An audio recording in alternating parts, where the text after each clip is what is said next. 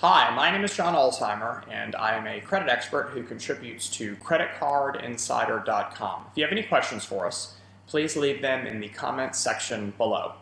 Today's question is this, and it comes from a YouTube user with the screen name Spike Ubiquity. And this is Spike's question. How often should I use my credit card? Awesome question.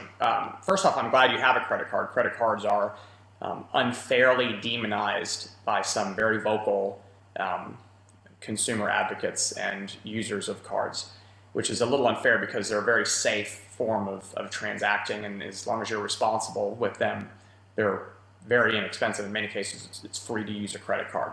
So how often should you use it? Well, there really is no minimum amount of, a minimum requirement, if you will, for usage of a credit card. You can use it for luxuries, you can use it for necessities, and you can use it for convenience, meaning having things just auto-billed against a credit card that you're going to have to pay for anyways. Things like, your gym memberships, magazine subscriptions, your cell phone bill, things like that. Some consumers choose to go the opposite direction. They use it for everything possible where that they're going to buy. And those are the types of consumers who are using it to load up on rewards points. So really, it's a matter of personal preference. Here's something to keep in mind.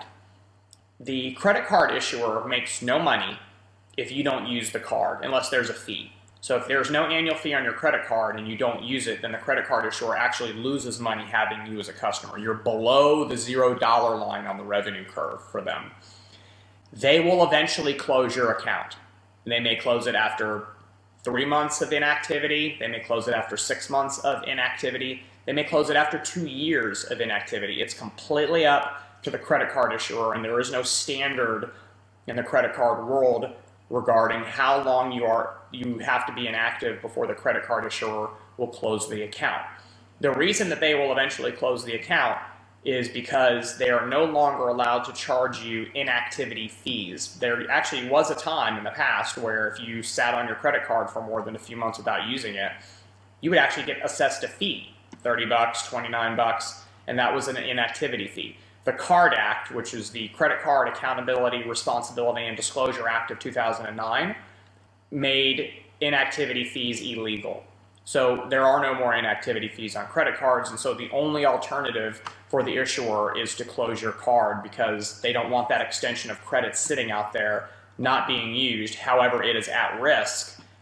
They would rather issue it to someone else who is going to use it and obviously generates revenue. Credit card issuers are for-profit companies. They don't do what they do because of altruism. They do what they do because they want to make money. Fair, unfair, whatever. That's perfectly fine with me. It's very easy to control the cost of a credit card because it's based largely on fees and interest, and you can avoid those very easily. So as far as inactivity goes, I would not allow it to go inactive for more than a few months at any given time. Charge something completely modest and almost immaterial on it. Socks, pick up your dry cleaning, fill up your tank of gas, take your buddy out for lunch.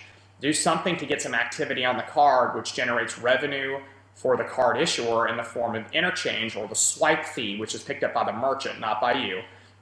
And that'll reset the clock of activity, and then you don't really need to worry about dormancy and any sort of problems with the credit card issuer closing the account because of non-use.